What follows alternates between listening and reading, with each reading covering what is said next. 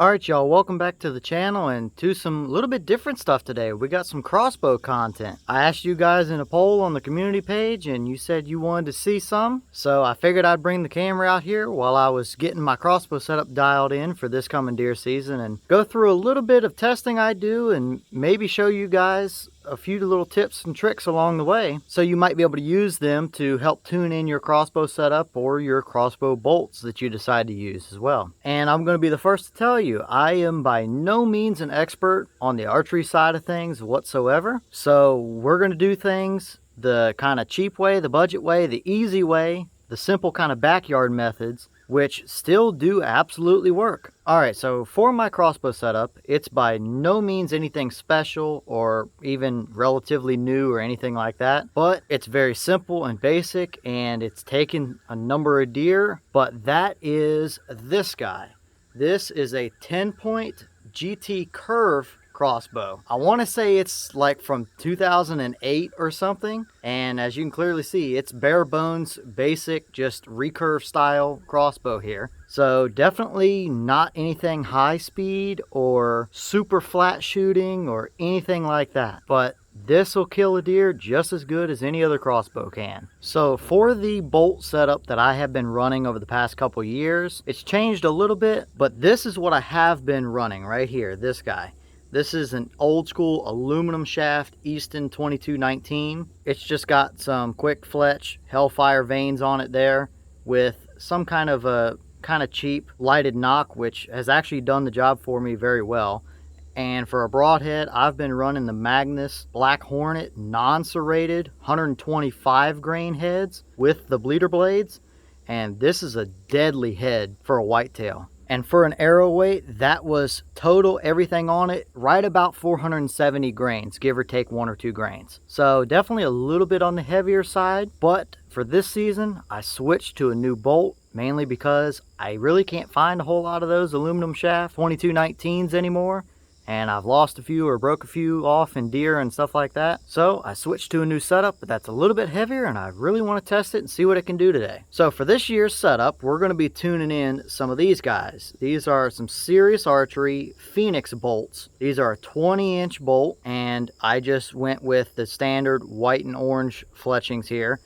And I still have the 125 grain head, and I do believe that these are 100 grains worth of insert up here in the front. And for the nocks that we're going to be running on these, I am going to switch the plastic ones out here with a lighted knock like the other ones. I just don't have any at the moment, so I wanted to at least come out here and see how these do and tune them in and get them nice and close, so I have a much better starting point for when I do get my lighted nocks put on here. But this arrow with the 125 grain head on here gives me a total arrow weight of about 507 grains. So we are a little bit heavier, being over 500 grains, which will probably reduce our speed just a little bit, but we should still be in the 260s, which is perfectly fine for this crossbow. But how we're going to start out with these, we're going to do a little bit of basic knock tuning, which all that is right now, that half moon knock is lined up to where that orange vein is my main cock vein. It goes down in my rail of my crossbow. We're going to start off by shooting it that way, and we're going to rotate that knock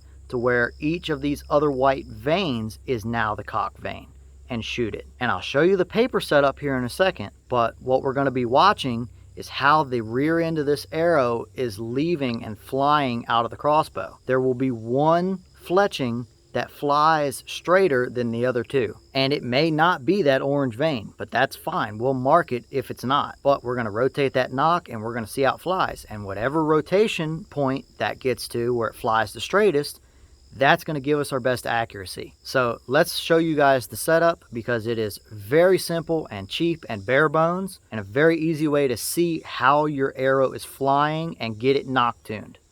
Alright, so here is our setup. Yes, it is a simple Amazon box with some paper on it, but if we walk around to the back side here, I have cut a square out of the box and taped just typical printer paper over that hole. And we're going to be shooting our arrows through that piece of printer paper, which is going to allow us to see how the rear end of our arrow is actually flying. And I just have right here behind it just a typical foam block target, just so we can catch our arrows. But we want to make sure that the distance between our piece of paper and our target is far enough away so that way when our arrow comes through our piece of paper, it can actually fly completely through the paper before it gets stuck in the block. So like I said, all we're going to do is we're going to pick our first arrow with a field point, and we're going to take a shot through that piece of printer paper, and we're going to take a look and see how straight it's flying right off the bat. And then we'll start rotating our nock and see what kind of a difference it makes. So let's shoot our first bolt through this piece of paper and see how well it's flying. And just for reference, I'm only going to be about right here where my chronograph is, which is maybe 3 yards or so away from that piece of paper. We want to be far enough away to where obviously our bolt can actually leave the crossbow before it hits the paper. But to start out with, I'm only going to be 2 or 3 yards away from this piece of paper. Alright, so let's pause and take a look at this for a quick second here. Our first shot with our first arrow gave us this result.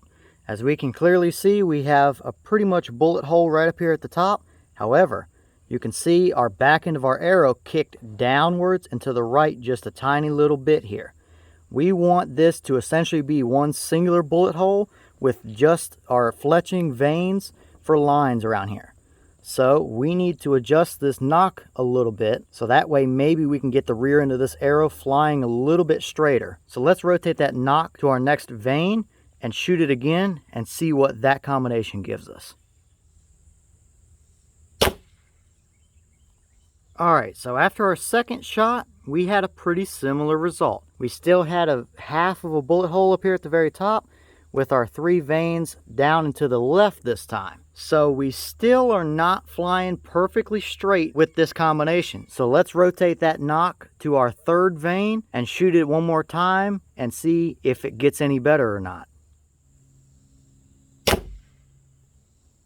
Alright, so after shooting our 3rd shot, we had pretty much a very similar result. We had that same bullet hole effect up there at the top, but our veins and our rear end of our arrow were definitely low. So I'm going to note for now that that arrow flies a little bit crooked. No big deal, I've got more, so I'm going to get set up. I'm going to shoot the rest of these arrows so you guys don't have to watch me shoot 6, 7, 8 arrows constantly. And I'm going to tune a couple of these in using the same shoot it and rotate the nock method. And when I get some good looking results, I'll pull the camera up and show you guys what we're going for as far as testing goes.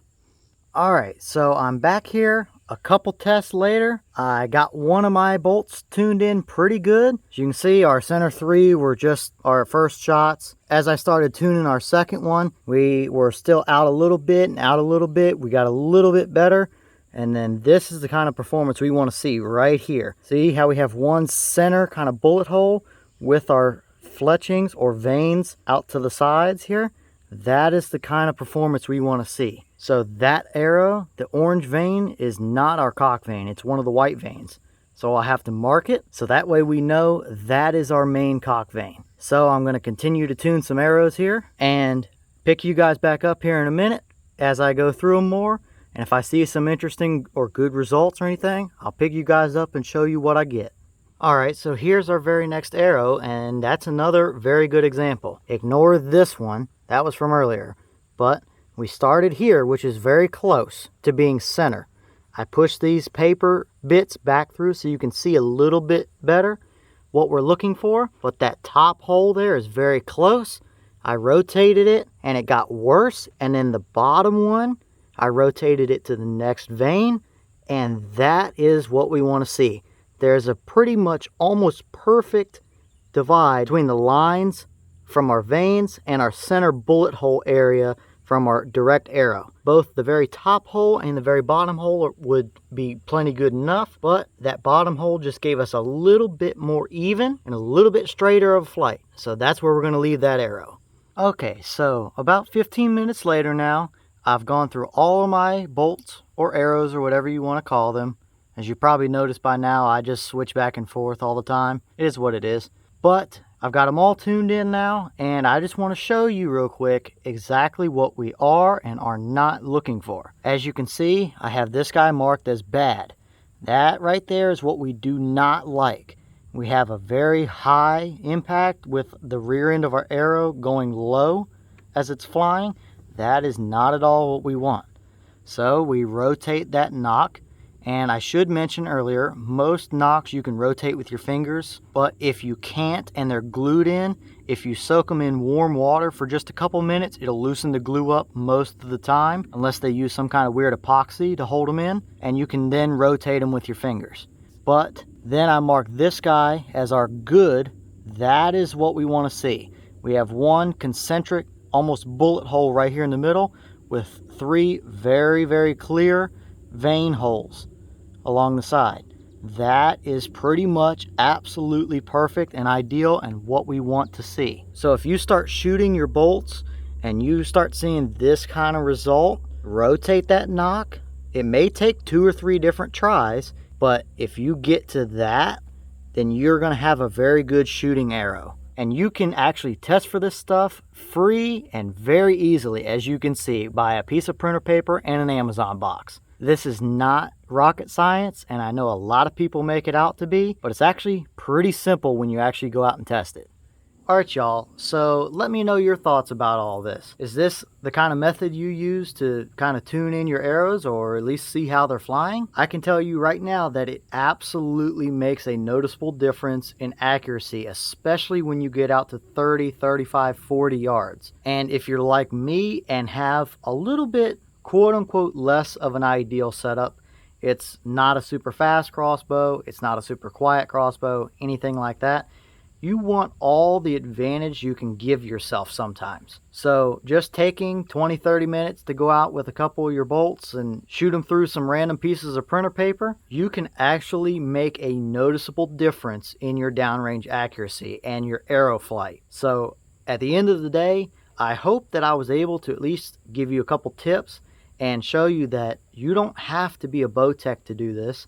You don't have to be a mathematician or rocket scientist to do this. You can get a piece of printer paper, a free Amazon box, and some tape, and go out and actually do some noticeable tuning to your arrows or your bolts. So with that being said, next thing up for me, since these are a new setup, I'm going to have to sight it in a little bit and make sure that all of my dots that are in my scope are lined up at their appropriate ranges. So is that something that you guys might want to see a video on? If so, I can pull the camera out while I shoot a bunch of different shots at different ranges and kind of zero my scope in a little bit. If that's something you want to see, then feel free to leave me a comment and let me know. But I definitely think that we're in for a pretty decently accurate little setup here, for sure. And with that being said, I'm going to get back to doing some of our more normal testing, so stay tuned. For those of you regulars, we got plenty more stuff coming. And on that note, I'll see y'all in the next one.